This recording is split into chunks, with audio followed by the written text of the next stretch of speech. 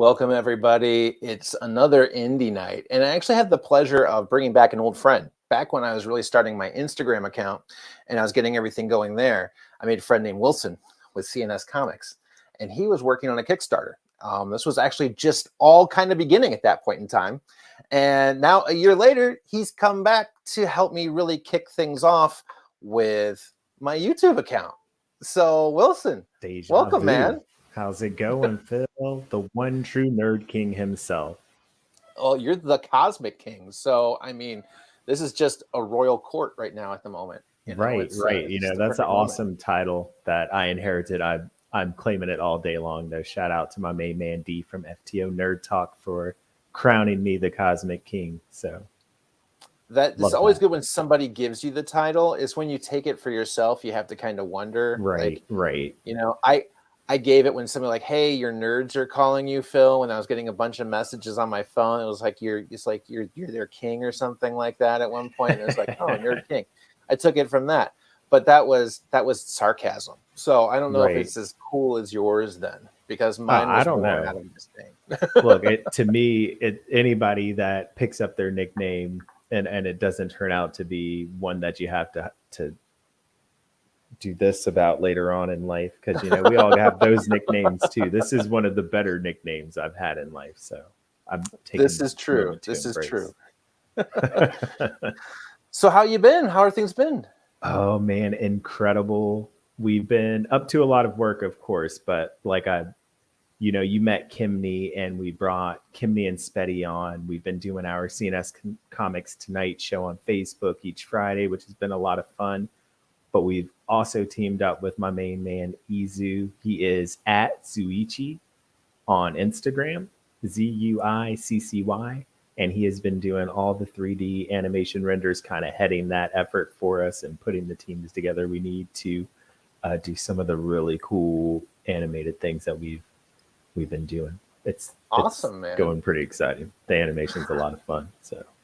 So we're really still moving forward with the entire series too that we first kind of started to talk about almost a year ago now. Yes, I mean, yes. not quite, but close. About a year ago.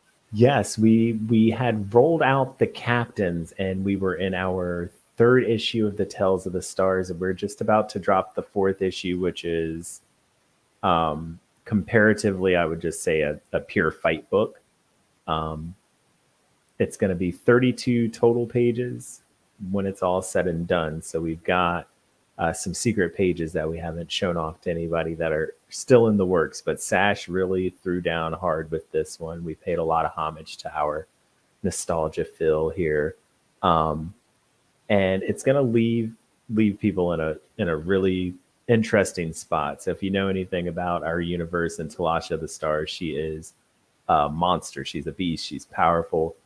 But in issue 4, she will finally be properly put to task. Up until now, they've been kind of like schoolyard fights, but this is when a real battle comes to town. So This is when the rubber hits the road, right? So now all of a sudden she's not here just quickly putting the smack down. Now she's actually kind of getting smacked around it a little bit too. yeah, At first, yeah. it's not as easy as she thought it would be.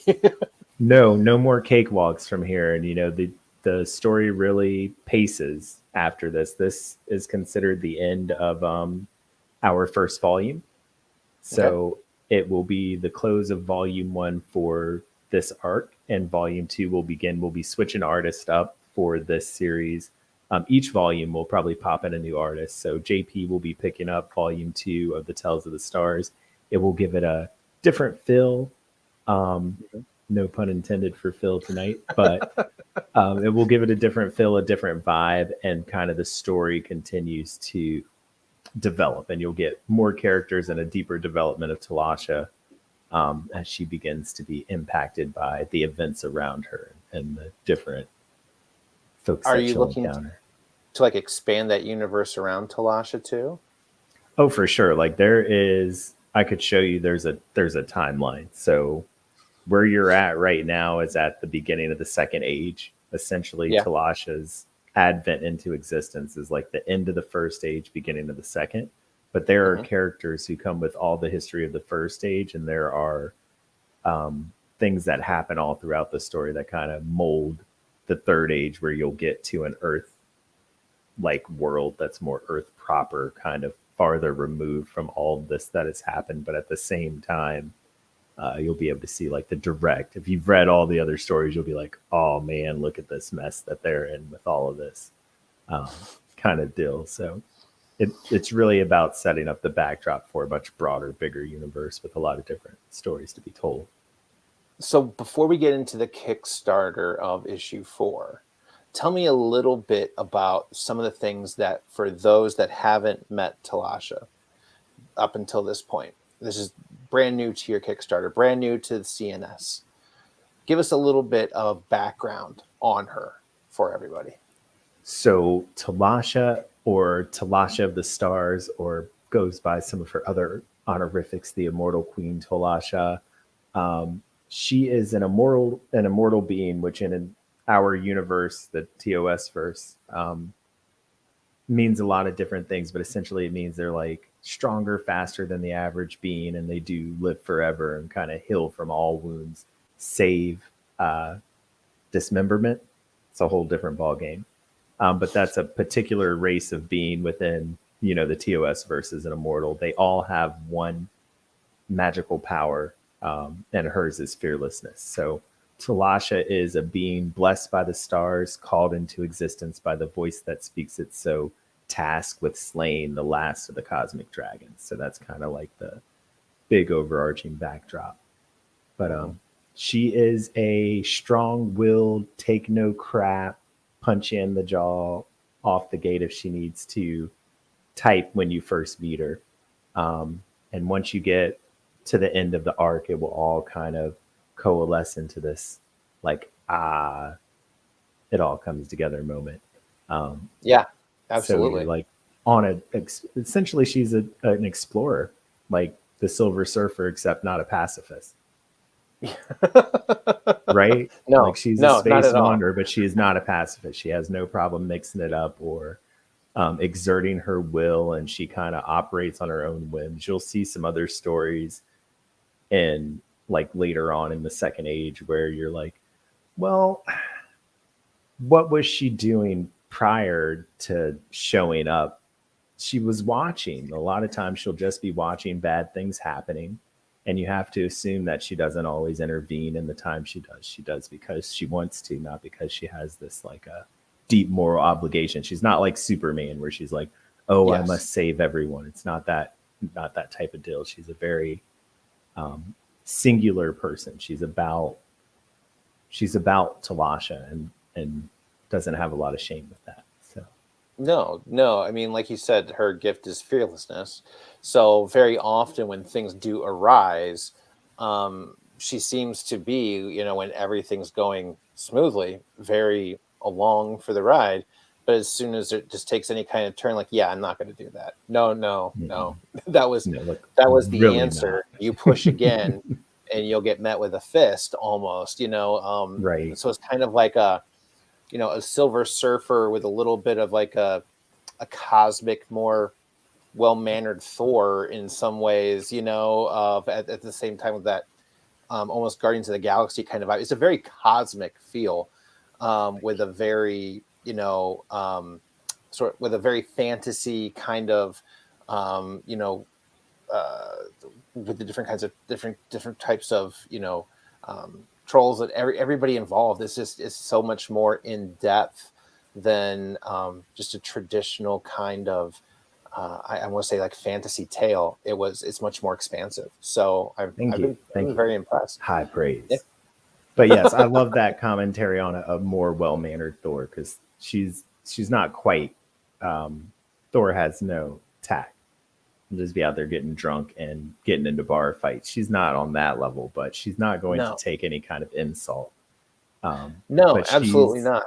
She loves to learn. That's one thing that you get from the very beginning, is she spends time getting educated by the stars, and she'll take the time to learn about the things in front of her, because at her heart, she's an explorer. But if you do meet her with threat of violence, she will happily answer with violence her own. I guess it would be almost more like a Tolkien-like elf meets a Silver Surfer kind of cosmic power set, things of that nature, where it's highly intelligent, highly evolved. Sometimes it kind of seems a little bit above the fray, but like you hit that wall, it's there. Right. So I think that'd be a little bit better than Thor. Yeah, quite. Well, I'd still love some Thor books, but all those influences are there because they were influences. That's the stuff I read growing up. I am a huge Silver Surfer fan. I read all of Tolkien's stuff. Like I like my crazy high fantasies of like there's just a bunch of them I like. I love Dragonlance. I know a lot of people don't call out this book, but it's got Raceland Marjorie, which I think is one of the greatest wizards ever in a book, and he's just got a really weird storyline where he's evil, but he's like the type of evil where you're like some really complex evil, you know, like, like it's kind of like, is it evil or just happens to disagree with the people that are if kind you of the did good it to guy, anybody, you know? if anybody experienced this, would you come out differently type of deal. So sometimes it's I like the books that force you to change your perspective a little bit. Like when you Yeah. have to say, well, you know, if I were put through the same paces, right? We all like to think that we are that noble person. Like you're the one that's going to do all the noble stuff. But like there's a reason why we put that noble person in such high honors because it's not most of us. So you have to consider that it's that you might be a little less noble than you first think you are. You may not be perfect. No, absolutely, right? So let's speaking of, may not be perfect, for example, with everything going on here, I'm going to ask you kind of give us a little bit of an idea of this Kickstarter, this issue 4. I mean, I don't want to get into any spoilers or anything like that. I'll spoil everything if you let me. Well, I don't want you to. This is your I'm Kickstarter, terrible man. for I'm that. not going to let you. Terrible I'm going to for have to cut that. you off. But let's get a few of these things up there. Let's show a little bit of everybody what it is that we're looking at right now. So we are rocking. This is Sash's issue 4 cover for the Tales of the Stars. It's called Talasha and the Cult of Golgalar. Like we've been discussing, it's not your average story, so you're not going to get regular sounding stuff. But Golgalar is something you'll understand better once you get through this book. But it's the living stones, and in this book, Talasha, like really, as you can see from the cover, she goes through it here. We give us a nice shout out to everybody for supporting the book. And you can get this 4th issue in our Kickstarter. Right now, we're doing 100 pre-launch, so 100 pre-launch followers, and we will launch the campaign. I think we're at like 37. So if you find us on Instagram or Facebook, you can hit the link. It'll take you right to the Kickstarter. And just go ahead and give us a follow. It costs you nothing. It hurts nothing. And you'll get updated immediately upon launch. But once we hit 100 pre-launch followers, we will announce a launch date for you guys. And as we ramp up, I'll start showing off a lot more of the really awesome animation that we have in store. But this book kind of just, it does like a quick recap of Talasha where you left off in issue 3, where she is on the planet Yorn, which is like this beautiful rainbow planet that you're seeing, where Sash really took a lot of time to make a pretty world. But she's on her way, being led by Lothard, who is the leader of the cult of Golgalar, which is a group of stone dwarves that worship in the old way. And they take her to this magic rock, which is the Golgalar, just in time for them to be swamped by attacks. So once you get to the 5th page of the book, from there it is on. It's just pure fight. I would do the quick flip for you, but I don't want to do too many. No. Your timeout. Oh, wait, timeout. No. One more page. No, but from there it's like it's a brawl. We can do one more. We can show one more. Okay, because I want people to buy the book. Oh yeah. I always say that if it's good, like I believe it to be good, you'll still want to read it even after. All right. You show more. Look, this is the last one I'm gonna show off though, because this is where it pops off. But Toll is like in a battle from here to the end of the book. So just so you know, once you hit this page, it is all brawl from there. And this is the giant Ballberg. So this is the first real fight that she she gets into. So it Awesome. goes down. It goes down from there. I do want to keep flipping through because it I know looks you really do. cool. You It's a good were looking very book. kind to give me a preview, but it's a really great book. And you were talking as well. This is a lot of dual page art too. This Yes. wasn't this was a lot of work. And Yeah, Sash went hard, man. Those splash pages and the double page layouts are a lot of visual storytelling that I think he did excellent with. there's not just one. No, it was a very much a finale to that volume that we're at right now, and to this point in the story, and that beginning, I guess, of the expansion, right, of our character arcs, and then this expanding universe that we're building right now. Yes. Where in your mind, like, when do these things really start to kind of come to you as a creator? You are the writer. This is a lot of things that have been sitting with you for quite some time. I know we've discussed parts and pieces of this before in other interviews, but Yes. treating the YouTube audience as something completely new. What's up, YouTube? Tell us a little bit about how this story, how Talasha came to you, and this concept. Well, as a creator, I've been trying to tell the same story for a long time, like in different forms, and never quite got it right. And I was at it again, creating like my Tolkienian novel. And essentially, I was just trying to create an origin point for the last free peoples on my world in the city of Drellin. And they were going to be saved by this powerful entity from outer space. And she was just going to come down, the immortal Queen Tolasha. And I went with that. And I was just, she was Deus Machina for my story that I was writing. She was just going to be my starting point. But I was like, whoa, what did I just write here? And I have one image that I'll show you guys too, that I think I know how to do this without being too crazy. Do I still have it open?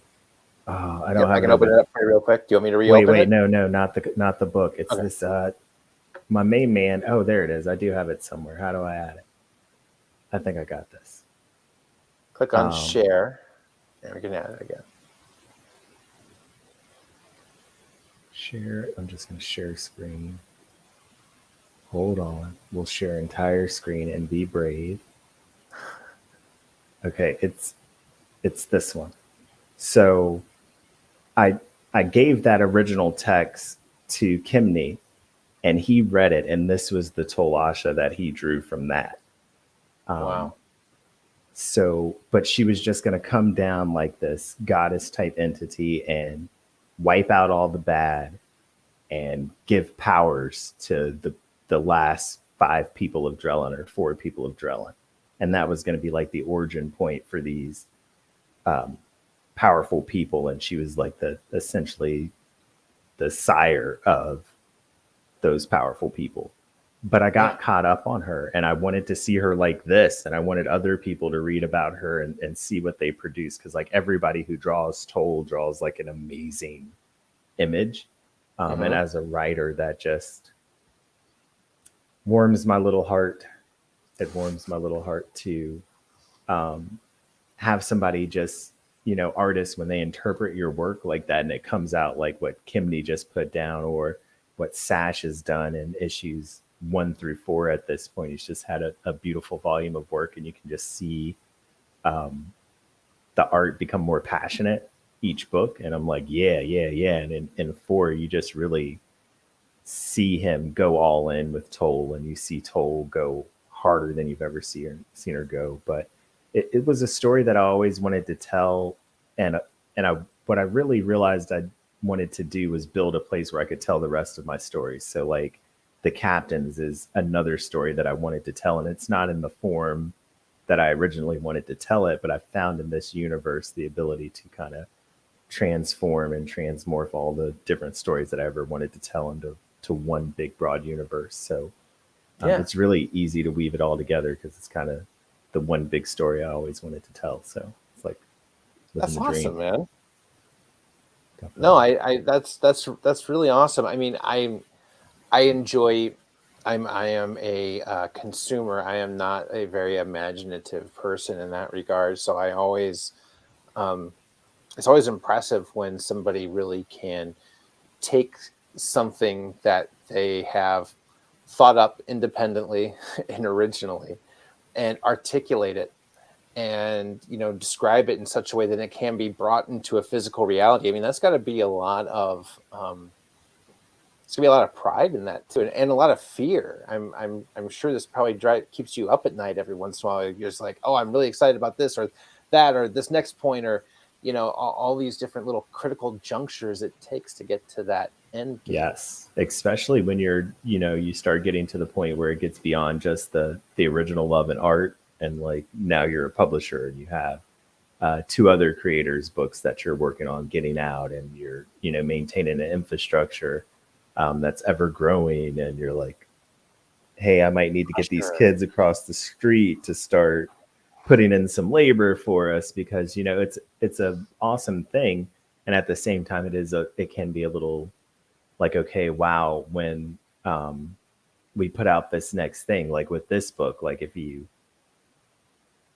would be interesting to see how people who have loved all the books take it. To see it go the way it goes, to see really just some hard fighting come in where you've gotten some fights, but it's mostly been a lot of lore and storytelling and exploration. And this is the first time, this is like the point in an anime where you see a power scale, or in a story where you see the power of somebody get checked, or you finally, I'm just going to call it out, you will see a dragon, like a real, not just talked about, not just show up and look creepy like in issue 2 when Helkin shows up on the Hoarders War. No, like you will see the fist of the dragons, the enforcer of the dragons, and a fearless being. It's going to be a really good book for you. I like it. I'll show it all to you right now. If you want to send it to the Cash App and DM me, and you can know I can't preview right away, but hit those follows on the Kickstarter so we can kind of launch this book, show you guys what we got. We've also, as a part of this Kickstarter, depending on the number of backers, we've got a scale that will release 5 pages, I think, at a time of Kimney's book digitally to all backers of the Kickstarter. So whether you put $1 in because you got $1 in your pocket and you believe, or you drop the $1,000 for that top prize, where we will render you as a 3D animated person character and include you in a trailer for our animation. That's the top prize. If you're feeling, froggy, jump on up to that 1K mark. Froggy, jump, my friend. But you'll also get a chance in this one for people who didn't start with us from the beginning. I've got a couple of these issue 1 limited covers left. Oh, wow. That, we only do 100 of each book as a limited cover. The issue 1, I was a newbie. I was a greenhorn. I didn't understand what was going on. I sold them all like crazy. And my brother was like, you got to stop selling them. Did you keep any of them? And I was like, I got like 5 of them left that I'm trying to sell right now. He's like, stop trying to sell them. So that 5 became like 2 or 3. I think we still have like my original 5 that I kept left. And I'm going to put 3 of those out in this Kickstarter, but they're not easy to get. And it's because they're really gone. Like there's only 99. One of my homeboys who bought one right from the beginning, because we live in hurricane country. During the storms, it got wet, got destroyed. But like, I am an indie producer, and we made 100 of these covers, and now there's only 99 of those. So like, I'm like, do I really want to sell my own stuff? But I have the original painting because it was done from an original painting. So that cover, cool. I have like a stretch canvas painting of that. Yeah, it is so awesome. Well, with the completion of this, because it's going to happen. With the completion of this, with it being number 4, does that mean you may look into like a trade, a collection? You are guaranteed to get a volume 1. We are already working on the extended content that you'll get to have included. All right, cool. Include sketch work, We're going to include character designs. I'm considering whether or not we'll include some anecdotes of pain and terror and horror that led to the joy that is the production of the book.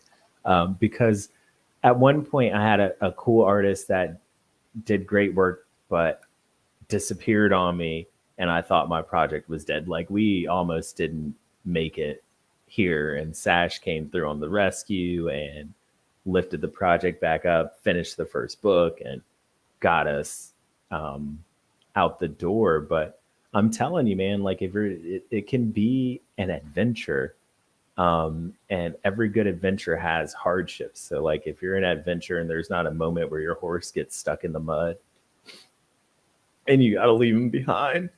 I know. Right?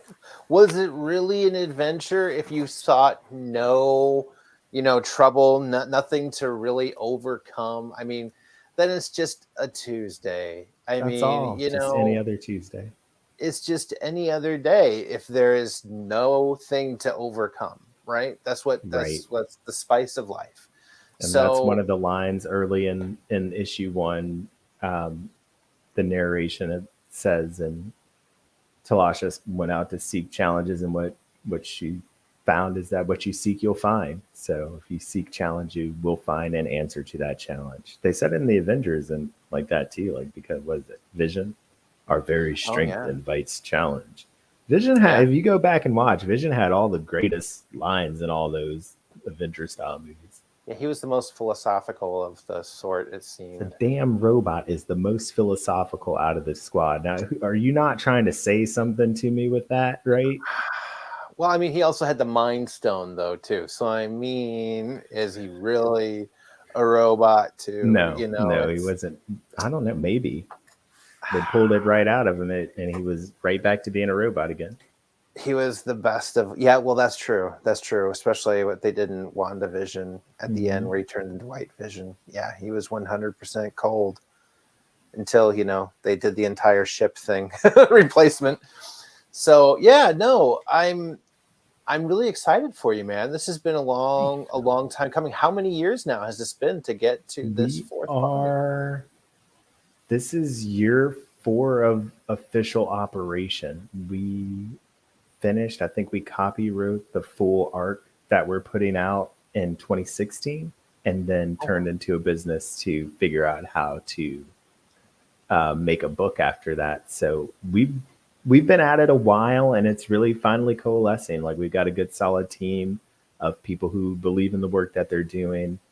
It's allowing us to produce some really, really cool work. Really excited about the opportunities we have in the animation realm, and what that's going to mean for other smaller independent groups, that because that's a really hard barrier to knock down. And once we knock it down, we're not going to then just raise it back up for other people. Part of what we like to do is knock the barrier down and make it so that more storytelling can be told, because CnS Comics storytelling that storytellers love. That I want it because I want to read it. That's why I write it. That's why I buy and consume the things that I consume, is because I actually enjoy them. So I love indie work.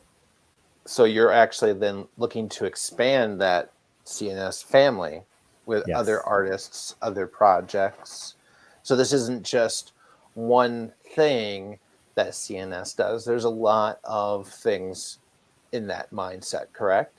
That's it. We not only are we now publishing Kimney Pierre's IP, which is called The Amanians, and then Spetty Sousa's Dark Fantasy, which is already out in digital form. We're getting ready to start physically printing that book as well, and we're working on the letters for the 2nd and 3rd issue there. We've got a lot of work finished, and really close to putting that work out as well. So probably right after this Kickstarter, we'll follow up with either Spetty or Kimney's work, because we have so much content to offer just on the comic fronts.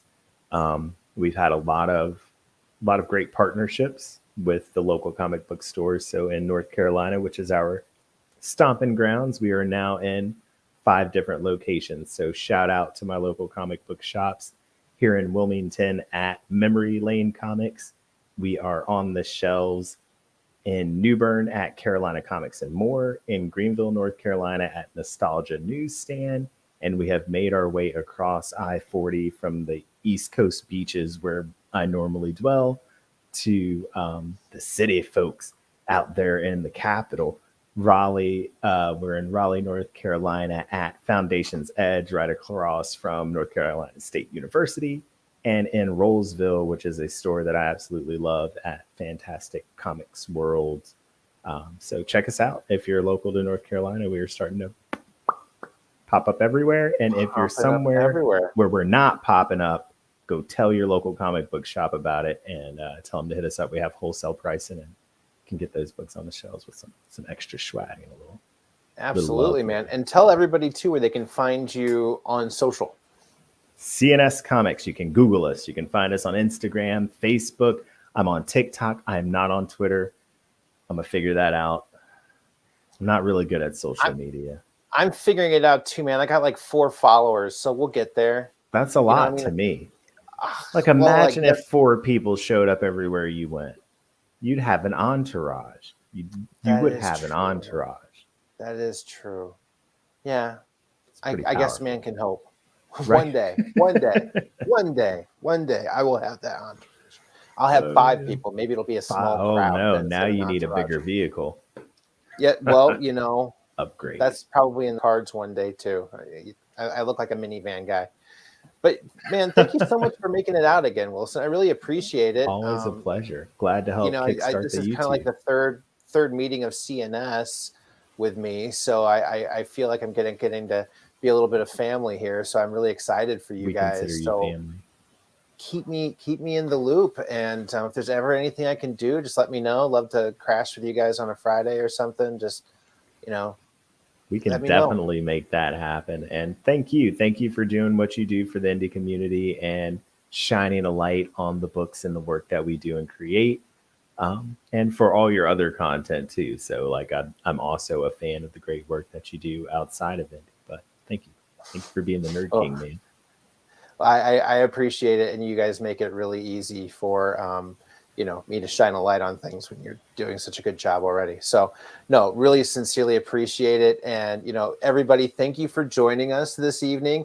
Please do check out the CNS Kickstarter. We'll have more information on that on Instagram, and I'll make sure to put that in some of the posting notes too for this later afterwards. So check out the Kickstarter, give it its follow, so that way we can get that number up. It's got 38 followers now, so let's keep on moving it up. All right, get it to 100. You get us to 50, right? And I'll show you another animated trailer. There we go. 50. We just need another 22. So let's actually not even 22, 12. Holy cow. Oh. Math. Who knew it would be so hard for me? Thanks again for making it out tonight, Wilson. I really appreciate it. And thank you for joining us, everyone. I hope you enjoyed on the rewind. I hope you give CNS a follow. And we look forward to seeing you again more soon. Take care, everybody. Night all.